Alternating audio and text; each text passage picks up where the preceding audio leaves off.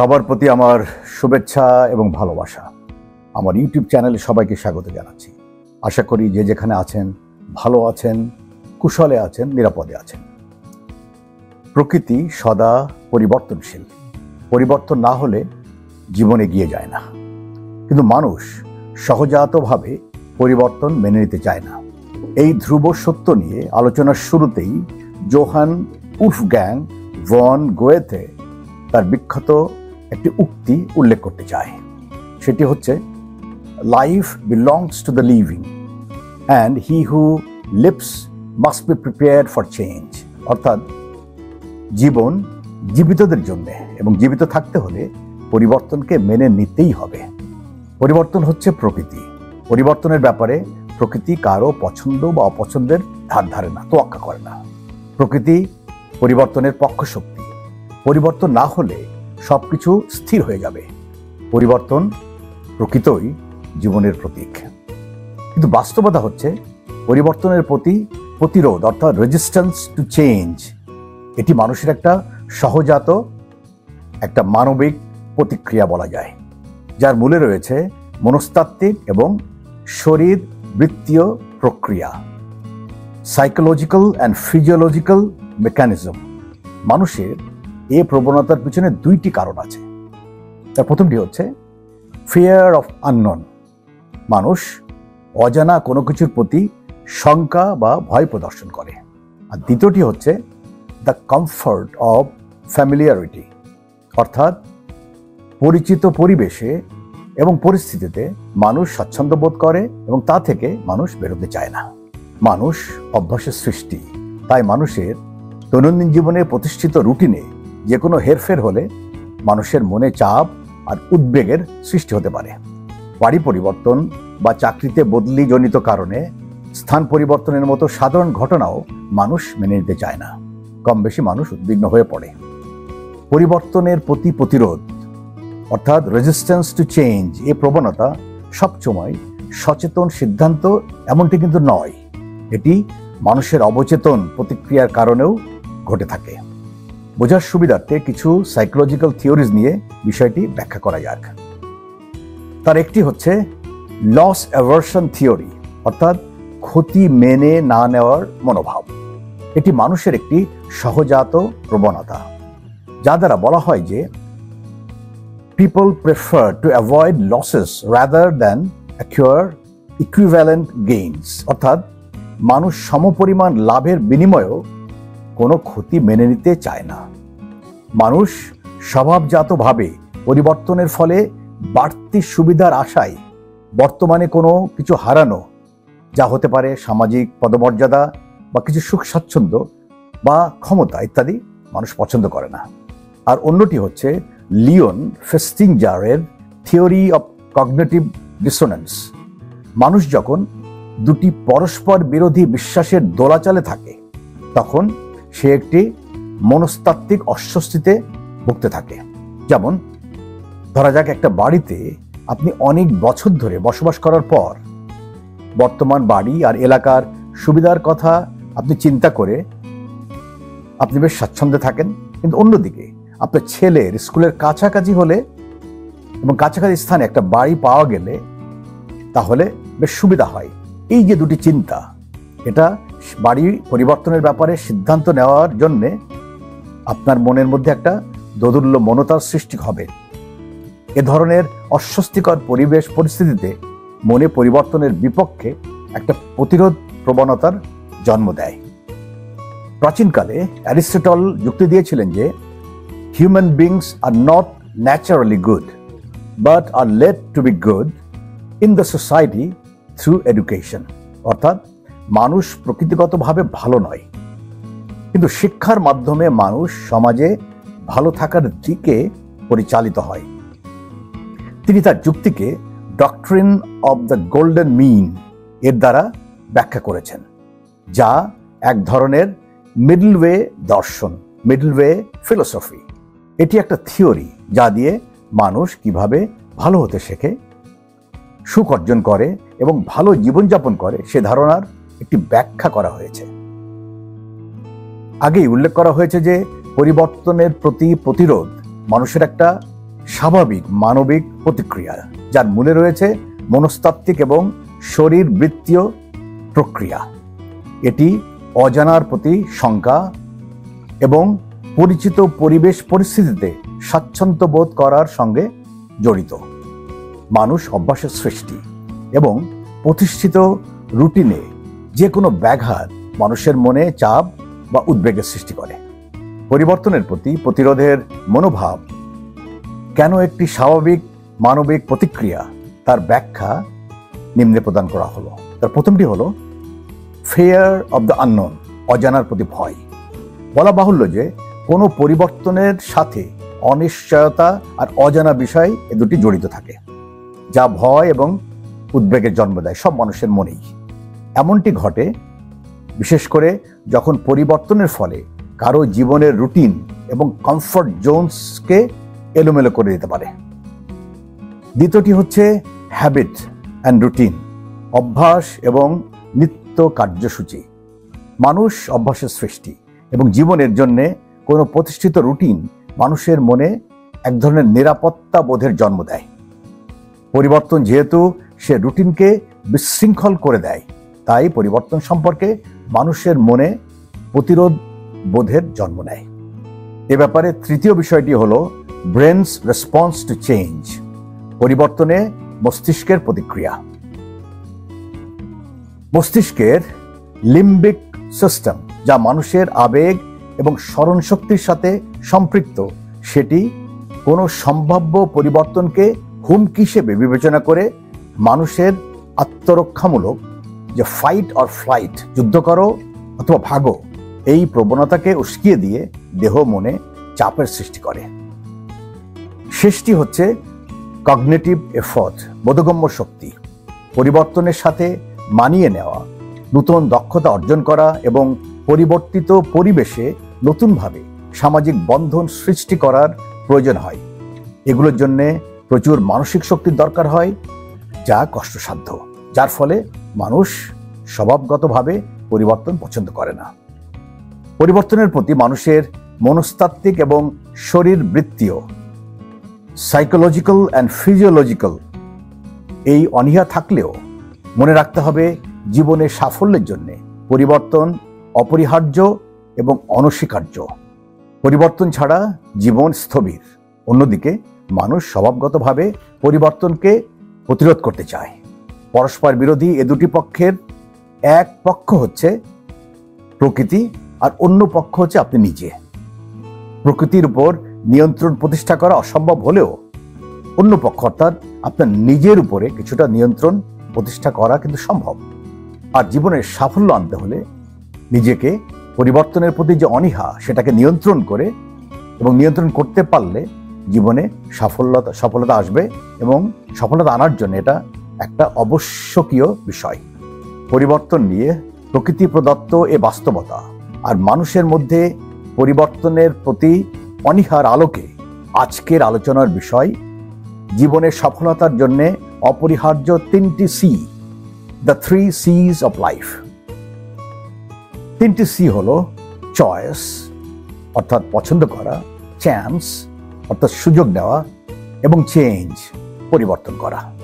এ বিষয়ে উল্লেখযোগ্য উক্তিটি হচ্ছে, you must make a choice to take a chance or your life will never change. অর্থাৎ আপনাকে পছন্দ করে সুযোগ গ্রহণ করতে হবে, নতুবা জীবন কখনো পরিবর্তন হবে না। উক্তিটি নিরেট সত্য এবং জীবনের জন্য অতীব গুরুত্বপূর্ণ। আমাদের ভুলে গেলে চলবে না যে মানুষ যে সৃষ্টির সেরা, তার একটি অন্যতম কারণ হচ্ছে মানুষের পাওয়ার অফ চয়েস, অর্থাৎ বাছাই করার ক্ষমতা আছে, যা অন্য কোনো প্রাণীর ভিতরে নাই। প্রকৃতি জন্মগতভাবে আমাদেরকে ভালো মন্দ বেছে নেওয়ার শক্তি দিয়েছে। আমরা স্বাধীনভাবে যাচাই বাছাই করতে পারি। প্রকৃতি প্রদত্ত এই ক্ষমতার প্রয়োগ না করে আপনি যদি সবসময় দ্বিধাগ্রস্ত হয়ে বসে থাকেন, সেক্ষেত্রে প্রকৃতি কিন্তু বসে থাকবে না। প্রকৃতি পরিবেশ এবং পরিস্থিতি বিবেচনায় বা পরিবেশ এবং পরিস্থিতি সৃষ্টি করে আপনার উপর একটা কিছু চাপিয়ে দেবেই, যেটা হয়তো আপনার মনোভূত হবে না। এ বিষয়ে দুইটি উক্তি আমি এখানে উল্লেখ করব। প্রথমটি হচ্ছে, গেইল শিহির কথায়, if we don't change we don't grow, if we don't grow we are not really living. অর্থাৎ আমরা যদি পরিবর্তন না করি তাহলে আমাদের উন্নতি হয় না, আর আমাদের উন্নতি যদি না হয় তাহলে প্রকৃতপক্ষে আমরা জীবিত থাকি না। অন্য উক্তিটি হচ্ছে নাথানিয়েল ব্র্যান্ডনের। তার কথায়, the first step towards change is awareness, the second step is acceptance. অর্থাৎ পরিবর্তনের প্রথম পদক্ষেপ হলো এ ব্যাপারে চেতনা সৃষ্টি, পরবর্তী পদক্ষেপ হচ্ছে মেনে নেওয়া। পরিবর্তনের ব্যাপারে প্রকৃতির পছন্দ আর মানুষের সহজাত অনীহার এ দ্বন্দ্ব সবসময় আমাদের বাস্তব জীবনে ঘটেই চলেছে। ধরুন, আপনি কয়েক দশক যাবৎ যে কোম্পানিতে চাকরি করেন সেখানে প্রমোশন পাওয়া বা ন্যূনতম বাৎসরিক ইনক্রিমেন্ট ছাড়া তেমন কোনো বেতন বৃদ্ধি বা অন্য কোনো উন্নতির সম্ভাবনা নেই। চাকরি ক্ষেত্রে আপনি সবসময় মাইক্রো ম্যানেজমেন্টের মধ্যে থাকেন, অর্থাৎ আপনার সৃজনশীলতা প্রদর্শন করার কোনো অবকাশ সেখানে নেই। সেরকম দম বন্ধ হওয়ার মতো পরিস্থিতিতে আপনি বিষণ্ণতায় ভুগে অসুখী মন নিয়ে থাকতে থাকতে আপনার ভিতরটা মরে যেতে থাকবে। কিন্তু আপনি নতুন কিছু করতে ভয় পান বলে পরিবর্তনের ব্যাপারে কোনো সিদ্ধান্ত নিতে আপনি ব্যর্থ হচ্ছেন। ধরা যাক, এরকম পরিস্থিতিতে কোম্পানির ব্যয় সংকোচনের জন্য জনবল কমানোর সিদ্ধান্তের প্রেক্ষিতে আপনাকে চাকরিচ্যুত করা হলো। সময় থাকতে আপনি সিদ্ধান্ত নিয়ে চাকরি পরিবর্তন করতে ভয় পাওয়ার ফলেই অসময়ে আপনাকে এ ধরনের পরিস্থিতির শিকার হতে হলো। তারপর আর্থিক বিষয় বিবেচনা করে আপনার খুব অপছন্দের একটি কাজে যোগ দিতে আপনি বাধ্য হলেন। সময় থাকতে পছন্দ করার যে ক্ষমতা প্রকৃতি আমাদেরকে দিয়েছে সেটা ব্যবহার করে নিজ ইচ্ছে মতো সুযোগ গ্রহণ করে সেই দম আটকানো চাকরির পরিবেশ পরিবর্তন করার সাহস না দেখানোর ফলে আপনি পরিস্থিতির শিকার হয়ে অসহায়ের মতো অপছন্দের একটি কাজ গ্রহণ করে নতুন পরিবেশে নতুন মানুষের সাথে কাজ করতে আপনি বাধ্য হচ্ছেন। কিন্তু বাস্তবতা হলো, এই পরিবর্তনের জন্য বা এই পরিবর্তনের ফলে আপনার অবস্থার কিন্তু কোনো উন্নতি হলো না। মনে রাখতে হবে, এ ব্যাপারে আপনি মোটেও একা নন। অধিকাংশ মানুষ সাধারণভাবে সময় থাকতে নিজের স্বাচ্ছন্দ্যপূর্ণ পরিবেশ পরিস্থিতি পরিবর্তন করতে চায় না, ফলে তারা যে যেখানে আছে সেখানেই থেকে যায়। সেটা কোনো চাকরি, সম্পর্ক বা পেশার ক্ষেত্রে প্রযোজ্য হতে পারে। মোটামুটি কথা, নতুন কোনো কিছুতে বা নতুন কোনো জগতে, অর্থাৎ অজানা কিছু, তা চাকরি বা সম্পর্ক যাই হোক না কেন, সেখানে পা রাখতে সবাই আমরা কিছুটা আশঙ্কাগ্রস্ত হয়ে পড়ি। সেক্ষেত্রে আমরা নিজেদেরকে বোকা বানানোর জন্য যেটা বলি বা ভেবে থাকি সেটা হলো, it's better than nothing, or better than so and so has, or it could be ওয়ার্স। অর্থাৎ যা আছে তা না থাকার থেকে শ্রেয়, অথবা অমুকের বা তমুকের যা আছে তার থেকে তো এটা ভালো, অথবা পরবর্তীটা এখনকার থেকে আরো খারাপ হতে পারে। মানুষের জন্য প্রকৃতি প্রদত্ত দানের মধ্যে অন্যতম শক্তিশালী দান হলো পছন্দ করার ক্ষমতা। পছন্দ করার এই ক্ষমতা প্রয়োগ না করে আপনি যদি নিষ্ক্রিয় থাকেন তাহলে অসময়ে পরিবেশ এবং পারিপার্শ্বিকতা আপনার উপর এমন পরিবর্তন চাপিয়ে দিবে যা হয়তো আপনি কখনোই চাননি। পছন্দ করার ক্ষমতা সবারই জন্মগত, আর এই ক্ষমতা ব্যবহার করে কোনো পরিবেশ পরিস্থিতিতে সঠিকভাবে সুযোগ গ্রহণ করতে পারলে আপনার জীবন পরিবর্তন হয়ে আপনার জীবনে উন্নতি ঘটবেই। যা হোক, পছন্দ করার ক্ষমতা ব্যবহার করার সময় আপনাকে একটি দিকের প্রতি খেয়াল রাখতে হবে, তা হলো law of cause and effect, অর্থাৎ কার্যকারণ নীতি। অনেকে এ নীতিকে you reap as you sow, অর্থাৎ সেটাই তুলবেন যেটা আপনি বুনবেন, এই নীতির সাথে তুলনা করে থাকে। আপনি যদি পছন্দ করে সুযোগ গ্রহণ করে জীবনে পরিবর্তন আনেন তাহলে আপনার জন্য ক্যারল ট্রুম্যানের লেখা বই feelings buried alive never die এর থেকে কিছু উদ্ধৃতি আমি উল্লেখ করব। সেটা হচ্ছে, when you are being the kind of person that is most desirable for you to be, then you will automatically do the best you can do.